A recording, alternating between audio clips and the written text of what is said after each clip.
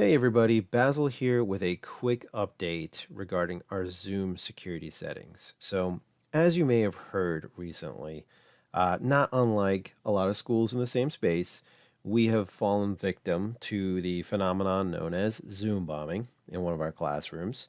And as a result of that, we've taken a closer look at tightening up security settings to make sure that only E.L. Haynes students will gain access to these Zoom meeting rooms for classes.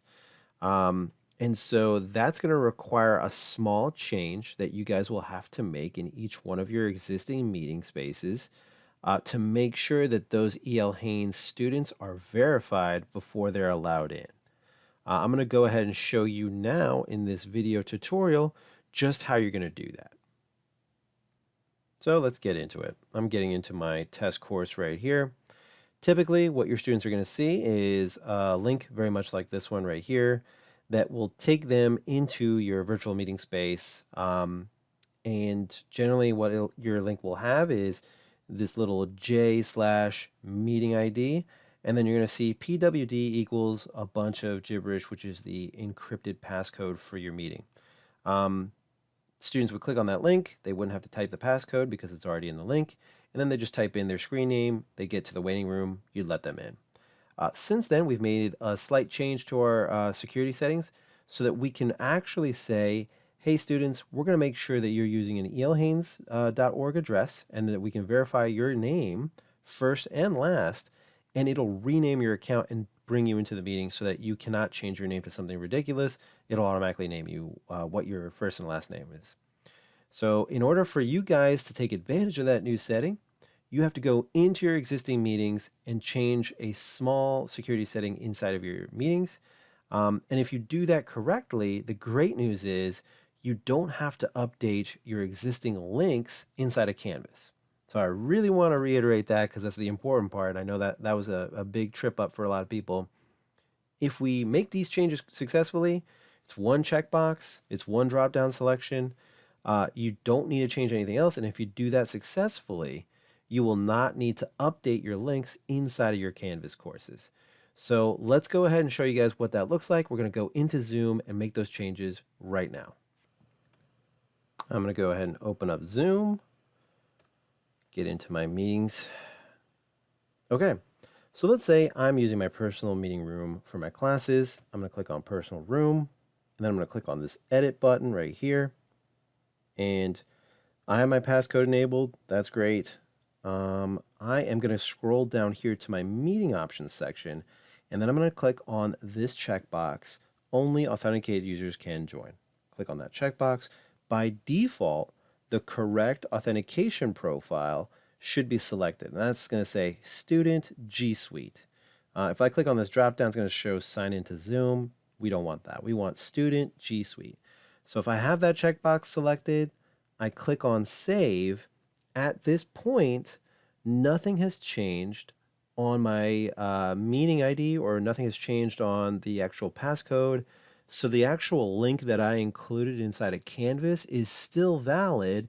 And the great news is the additional security feature of only authenticated users has now been activated on that personal meeting room.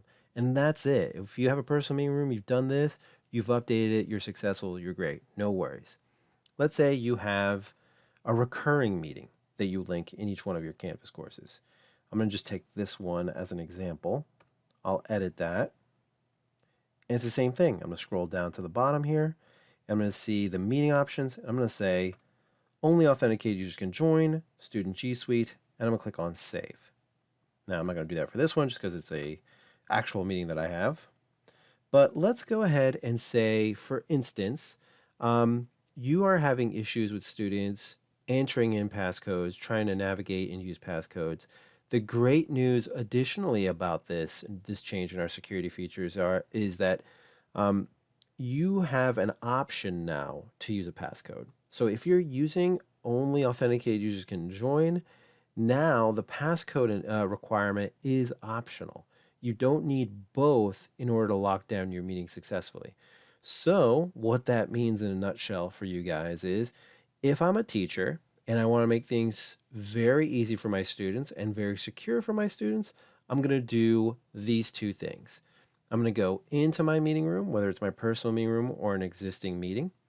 I'm going to click on Edit, and then I can choose to disable the passcode requirement. I'm still only going to be able to use the waiting room. That's going to be locked. And then I'm going to make sure only authenticated users can join. And then I'll click Save. If I keep the passcode requirement on, that's not going to be a problem. That's not going to screw up with anything. That's not going to change the meeting link. Only if I had the passcode enabled and I change this passcode would the meeting link itself actually update. And I'll have to go into Canvas and then copy and paste that URL in there. But for now, I have an option. So for instance, let's say I have a classroom where we didn't use a passcode before. We don't want to continue using a passcode. We're going to enable this we can disable this passcode requirement, but we're going to make sure that only authenticated users can join. I click Save, and then boom, only the student accounts that have valid email addresses in EL Haynes will be able to access my meeting. Now, if I am launching a meeting that is going to have external participants, I need to remember that I cannot turn that on. And so let's say I go to schedule a new meeting, and this is going to be my meeting with external participants. And what I want to do is I want to make sure that passcode is enabled, but only authenticated users can join is not enabled. So for classrooms with students only joining, I'm going to say passcode is optional, but only authenticated users can join is mandatory. And then for other meetings that may require external participants to join, I'm going to say only authenticated users can join is not selected, and my passcode is enabled. So that's the two varying levels of security that we're going to use for either a classroom space or a normal meeting space to ensure that in classrooms, only authenticated EL Haynes students can join those sessions. And in personal meeting spaces or other meeting spaces that don't include students, we would have, a passcode at the very least that allows us to maintain security for those spaces. I hope this has been helpful for you guys. If you guys have any questions, like always, I recommend that you just go to the Ask Tech community here on the internet and just simply ask me a question this way. If it's an issue about Zoom or how we're making changes here, ask a question, ask away.